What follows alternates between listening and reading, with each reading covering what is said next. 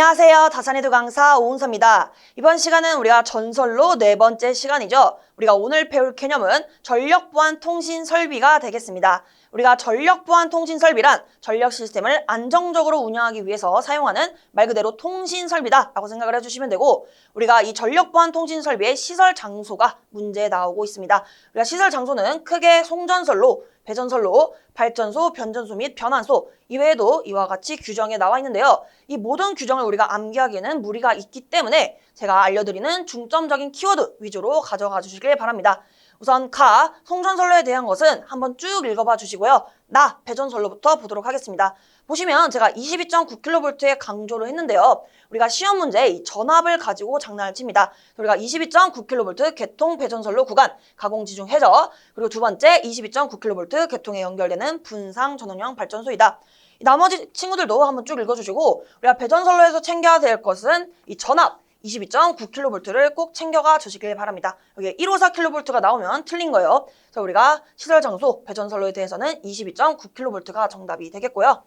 이어서 답안 보도록 하겠습니다. 발전소, 변전소 및 변환소에서는 자, 이 노란 색깔로 표시한 부분만 위주로 봐주시길 바랍니다. 첫 번째, 원격 감시 제어가 되지 아니하는 발전소, 그리고 원격 감시 제어가 되지 아니하는 변전소, 그리고 개폐소, 전선로 및 이를 운영하는 급전소 및 급전 분소간, 그리고 두 번째, 두 개 급전소, 상호간과 이들을 통합 운영하는 급전소간 이렇게 나와 있는데, 우리가 오답의 예시로 비슷하게 이렇게 나오고 있습니다. 두 개의 발전소 상호간. 그래서 우리가 보기에 만약에 두 개의 발전소 상호간이 있으면 그게 틀린 보기가 되기 때문에 우리가 오답도 같이 기억을 하도록 하겠습니다. 이렇게 해주시고 이어서 쭉 봐주시고 우리가 이에 대한 규정도 참고만 해주시면 되겠습니다. 그래서 제가 이어서 추가적으로 기출문제가 이렇게 출제가 되고 있어서 제가 한번 예시를 들어보도록 하겠습니다. 시설 장소가, 즉 시설을 안 해도 되는 장소를 기출문제에서 묻곤 하는데요. 이때 보기에 이런 게 나올 수 있어요.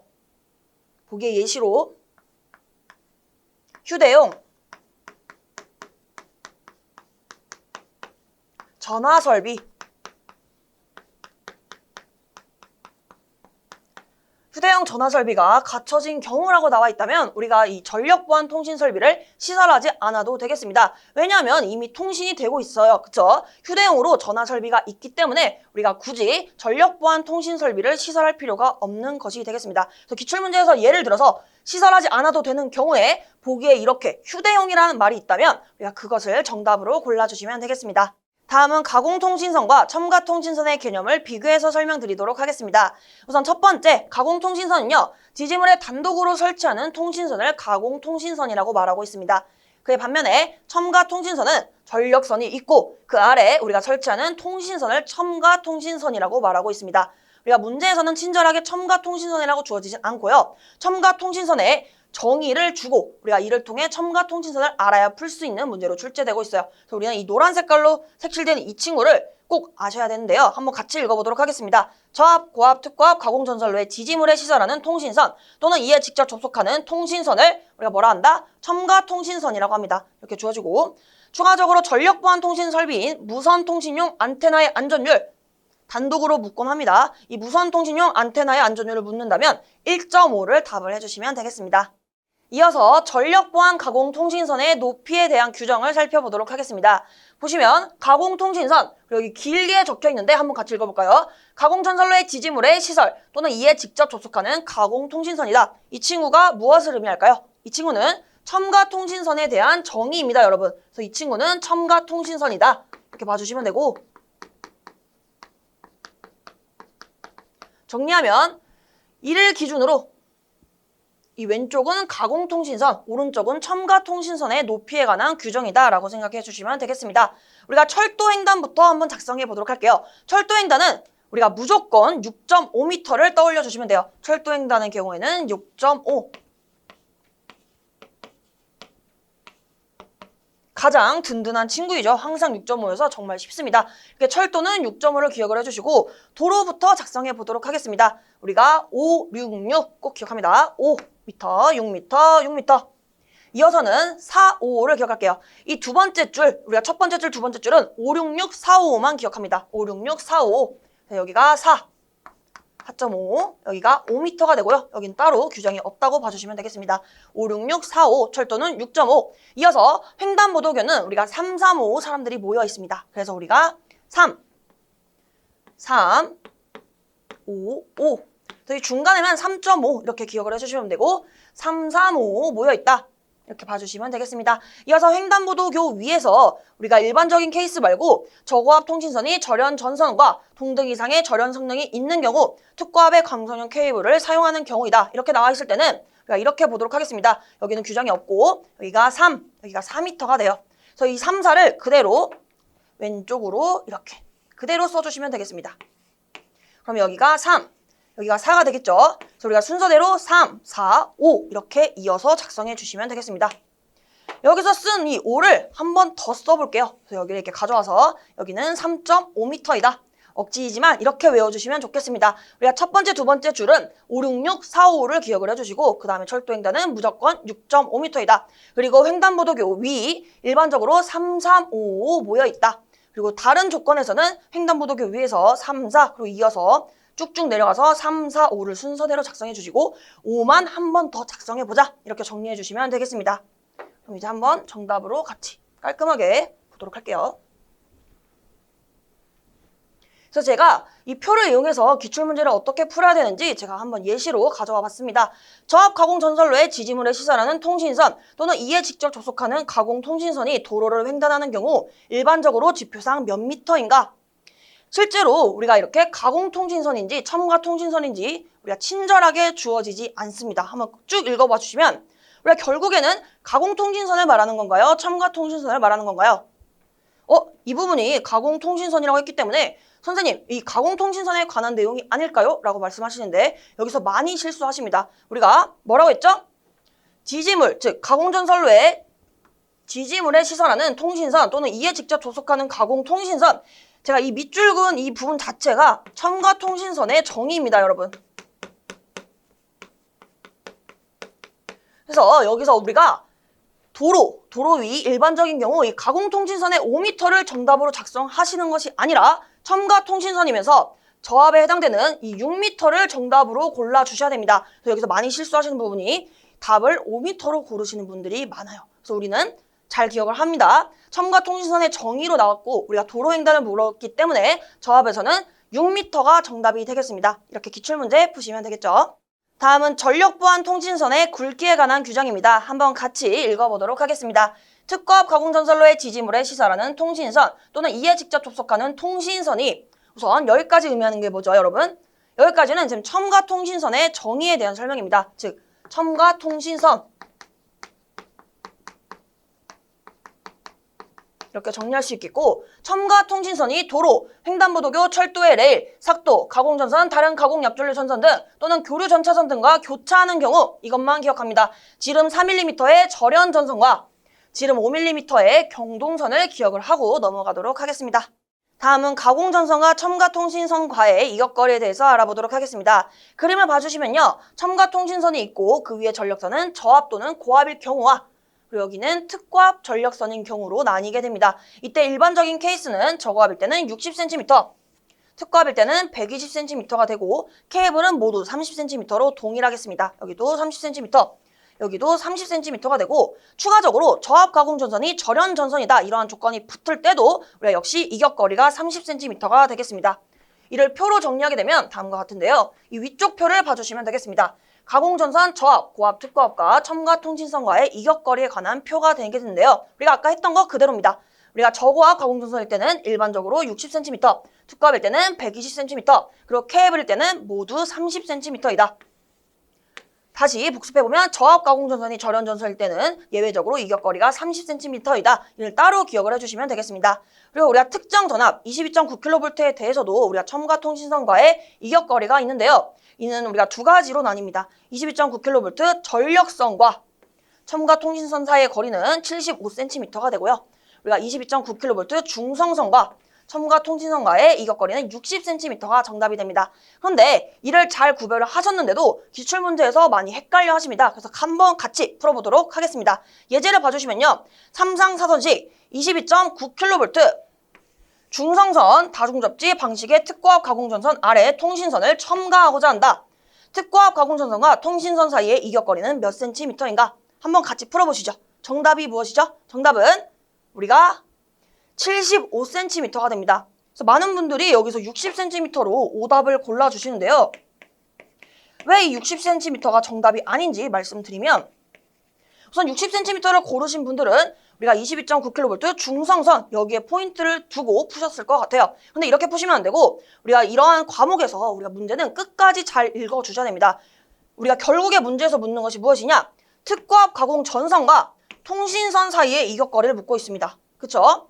우리가 특고압 가공 전선에 우리가 중성선과 첨가 통신선을 묻는 것이 아니라 결국에 묻는 것은 특고압 가공 전선과 통신선 사이의 이격거리를 묻고 있기 때문에 우리가 이 75cm를 적용하시는 것이 맞습니다. 여기는 60cm가 아니라 75cm를 정답으로 골라주셔야겠습니다. 다음은 조가선의 시설 기준에 관한 내용이 되겠습니다. 우리가 앞 시간에서 이미 배웠던 내용이 되겠는데요. 조가선의 단면적을 일반적으로 22라고 본다면 전력 보안 통신 설비 이런 조건이 있을 때는 조가선의 단면적은 38 이상이 됩니다. 그래서 지금은 전력 보안 통신 설비에 관한 내용을 배우고 있기 때문에 이 38에 대한 내용만 적혀 있는 것으로 참고해 주시면 되겠습니다. 다음은 전력선 방송 통신용 결합장치의 보안장치에 대해서 알아보겠습니다. 이렇게 그림이 주어지고 각각의 약호에 대해서 어떠한 의미를 가지는지 문제에서 묻곤 하는데요. 제가 표시하는 부분만 중점적으로 가져가 주시면 되겠습니다.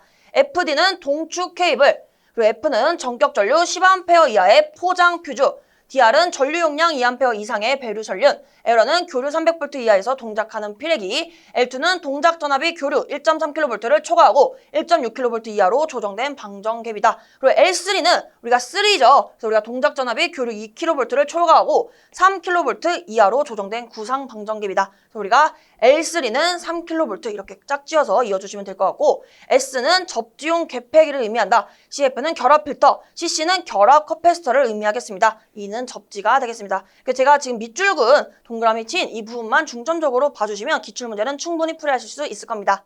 그럼 이제 새로운 개념으로 넘어가기 전에 오늘 배웠던 가공전선과 첨가통신선과의 이격거리와 우리가 앞 시간에 배웠던 병가와 공가를 비교해서 총정리하는 시간을 가져보도록 하겠습니다. 우선 병가의 경우에는 우리가 이렇게 기억을 하기로 했습니다. 5월에 병가를 써서 1박 2일로 여수를 가자. 우리가 여수에는 케이블카가 유명하죠. 그래서 우리가 셋이서 케이블카를 타는데 너무 이뻐서 오 했습니다. 그래서 50cm, 50cm, 그리고 마지막에 1 기억을 해주시고 이렇게 2배를 해주시면 돼요. 그래서 이렇게 정리를 하게 되면 일반 케이스에서는 50cm, 1.2m, 1m, 2m, 그리고 케이블일 때는 30cm, 50cm, 50cm, 그리고 마지막으로 1m가 되겠습니다. 이게 병가에서의 우리가 이격거리를 배워보았고요. 그 다음으로 공가도 보겠습니다. 공가는 3가지 케이스밖에 없었죠. 우리가 공가할 때 공을 따서 007 게임을 떠올립니다. 그래서 우리가 여기는 75cm, 2배를 해주시면 1.5m가 되고 이 2배 할 때 이 2를 가져와서 여기에 2m라고 외우겠습니다. 우리가 케이블일 때는 우리가 앞서 병가와 비슷합니다. 그래서 30cm, 50cm, 50cm 순으로 정리해 주시면 되겠습니다. 그럼 마지막으로 우리가 오늘 배웠던 첨가 통신선 이격거리가 되겠습니다.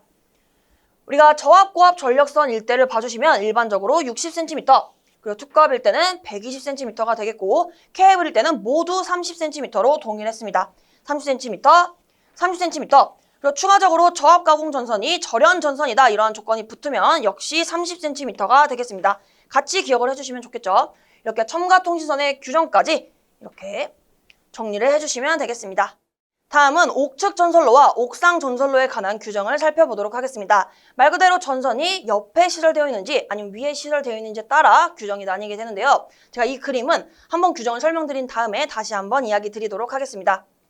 첫 번째, 옥측 전선로 중에서도 저압 옥측 전선로에 대해서 살펴보게 되면 공사 방법으로 5가지가 있습니다. 애자공사, 합성수증화공사, 금속가공사, 버스덕트공사, 케이블공사로 우리가 앞자만 따서 애합, 금벅해 이렇게 같이 챙겨가도록 하겠습니다. 애합, 금벅해는 우리가 저압 옥측 전선로에서 사용할 수 있는 공사 방법이 되겠고 추가적으로 금벅해를 따로 암기를 할 건데요. 목조, 건축물, 시설 불가능한 케이스로 아까 말씀드린 금속강공사, 그리고 버스덕트 공사, 그리고 케이블 공사 이 3가지를 따로 암기해 주시면 되겠습니다. 애합, 금벅해에서 금벅해 이 노란 색깔로 표시한 부분은 목조 건축물로 시설이 불가능한 친구들이다. 그리고 이어서 고압 옥축 전선로를 보게 되면 전선은 케이블을 사용하고요. 우리가 케이블을 작성할 때 암기하기 쉽게 이 대신에 숫자 2를 씁니다. 케이블. 이렇게 쓰는 이유는 케이블의 지지점 간의 거리가 2m 이하이기 때문에 이 2자를 따서 2m 이하를 같이 세트로 기억을 해주시면 되겠습니다. 이어서 특고압 옥축 전선로는 100kV 이하만 기억을 해주시면 돼요. 100kV 이하 시 고압 옥축 전선로의 규정에 따라 시설한다. 이어서 옥상 전선로에 관한 규정을 보도록 하겠습니다. 첫 번째로 저압에 관한 내용이 되겠는데요. 다 보실 필요 없고 제가 강조한 노란 색깔 부분만 중점적으로 봐줄게요. 그럼 지름은 2.6mm 이상의 경중선이다. 그리고 지지점 간의 거리는 15m 이하이고 조형제와의 이격거리, 이때 조형제는 쉽게 말하면 지붕을 생각해 주시면 되겠습니다.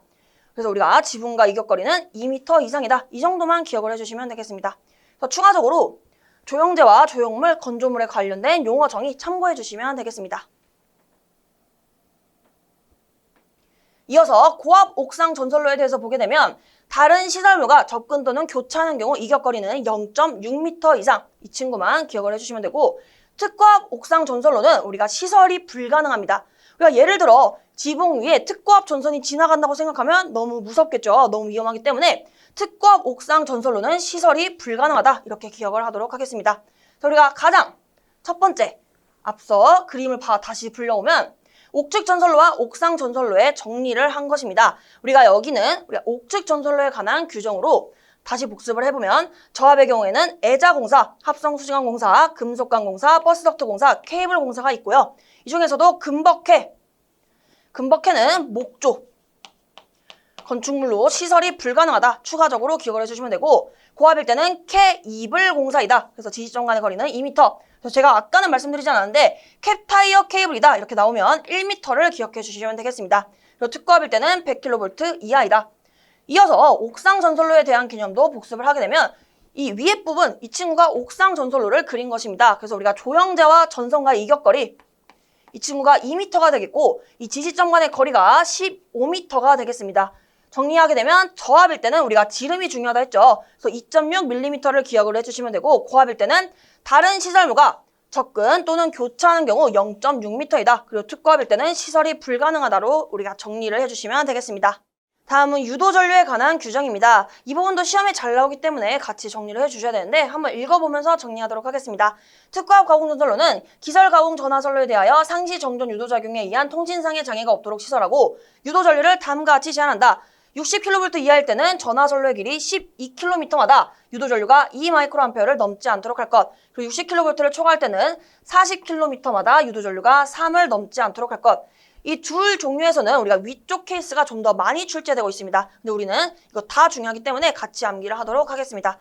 12km일 때는 우리가 끝자리가 2이기 때문에 우리가 2μA를 떠올려 주시면 돼요. 이 단위는 중요하지 않아요. 수치만 기억을 해주시면 돼요. 12는 2랑 짝꿍이고 그리고 40km는 우리가 3이랑 짝꿍이다. 이것만 같이 기억을 해주시면 되겠습니다.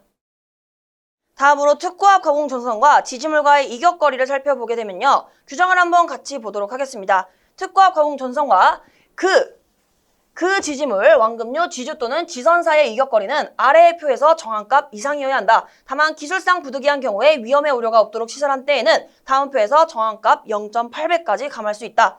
제가 이 많은 이격거리 중에서 제가 표시한 노란 색깔로 체크한 부분만 가져가 주시면 되겠습니다. 사용전압이 15kV 미만인 경우는 우리가 이격거리가 0.15m가 되고요.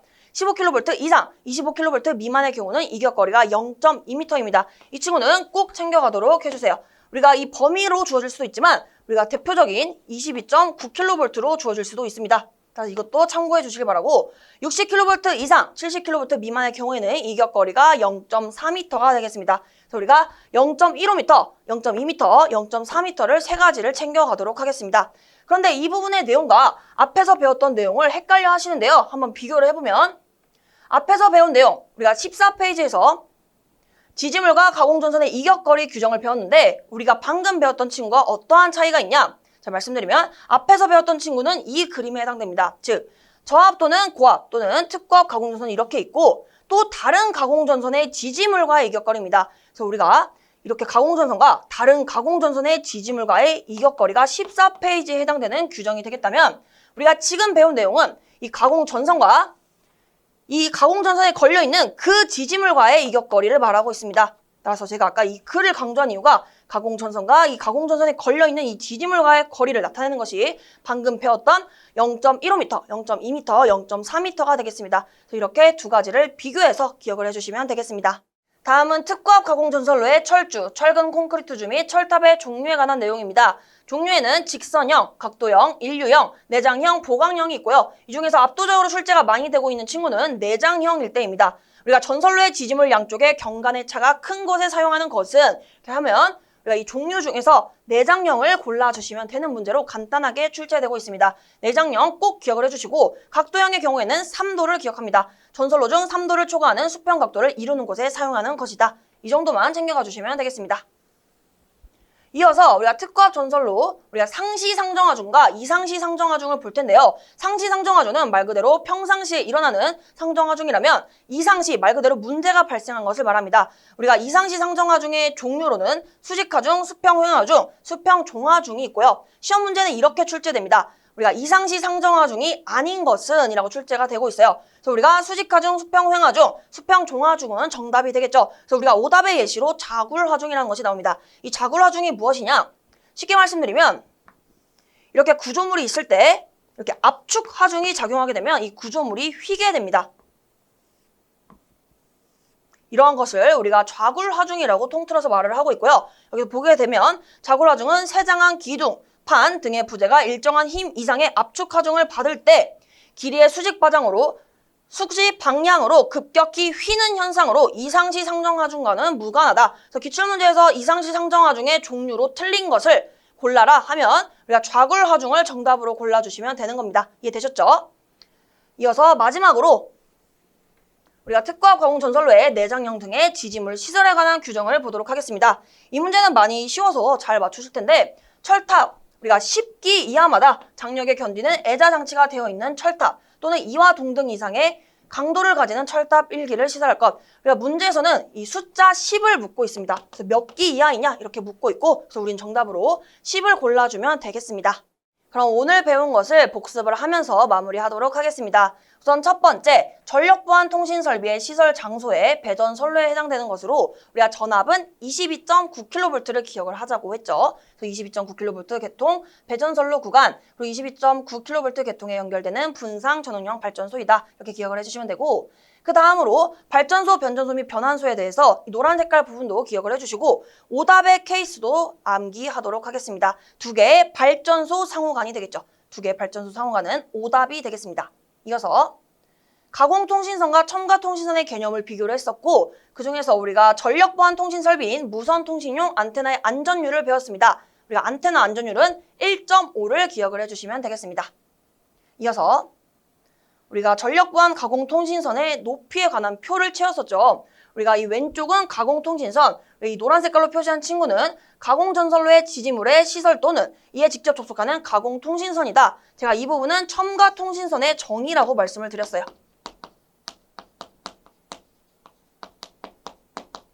그래서 우리가 가공통신선과 첨가통신선의 높이를 이제 한번 채워볼 텐데요. 우선 첫 번째, 도로 일반적인 경우에는 566을 작성합니다. 5, 6, 6. 그 다음은 4, 5를 작성합니다. 4.5 그리고 5. 여기는 규정이 따로 없습니다. 그리고 철도횡단의 경우에는 항상 6.5m죠. 따라서 6.5m 쭉 작성해 주시면 되고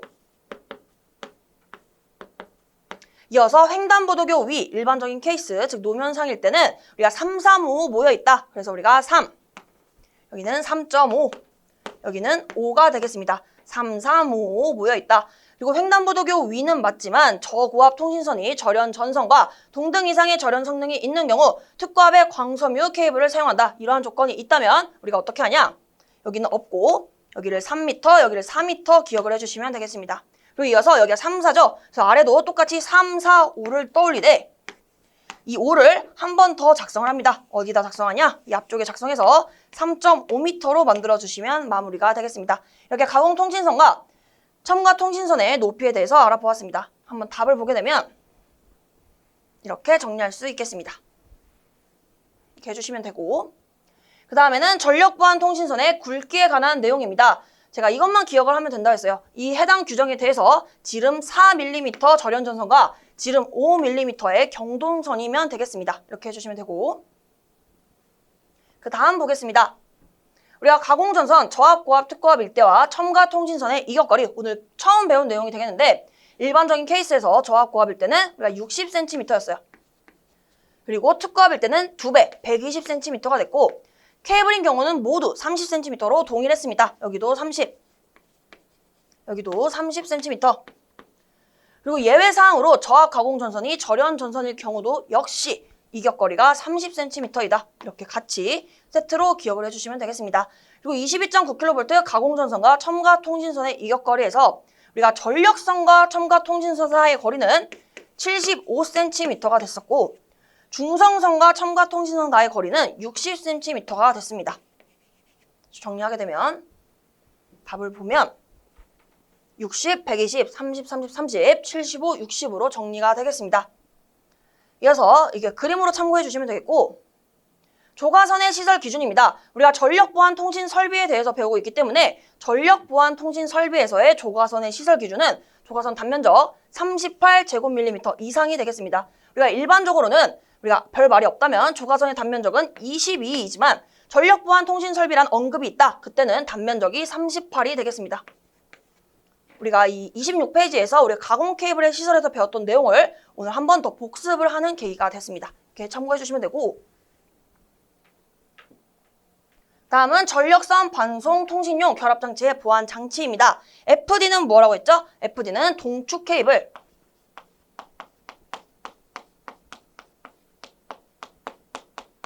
F는 전격 전류 10A의 포장 퓨즈입니다. 포장 퓨즈. 그리고 제가 빈칸 부분만 빠르게 보도록 하겠습니다. L3는 여기가 3니까 여기가 3kV 이하라고 말씀드렸어요. 그리고 S는 접지용 개폐기.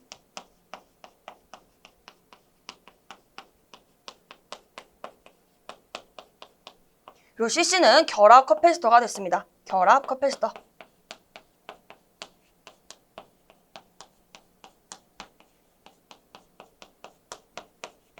이렇게 정리해 주시면 되겠습니다. 답을 한번 볼까요? 동축 케이블, 10A 포장 퓨즈, 접지용 개폐기, 결합 커패시터, 여기는 3kV 이하가 되겠습니다.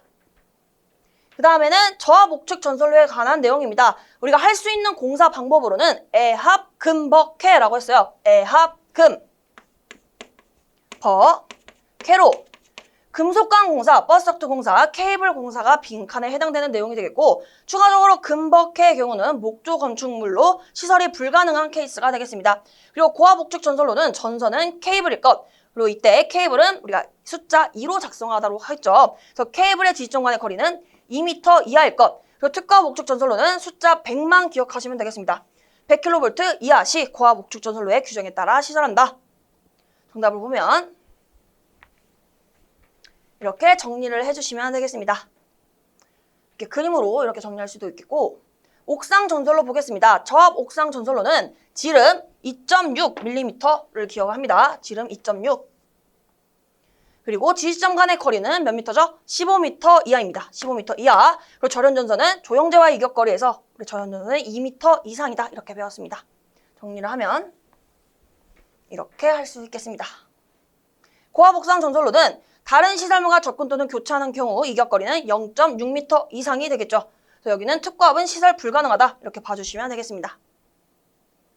그림으로 보게 되면 여기 오른쪽에 적혀있는 친구가 옥측 전선로에 관한 내용이고, 우리가 왼쪽에 즉 여기에 적혀있는 친구가 이 옥상 전선로에 관한 규정이 되겠습니다. 우리가 지지점 간의 거리는 15m, 그리고 조형제와 전선과 이격거리는 2m로 정리할 수 있겠습니다.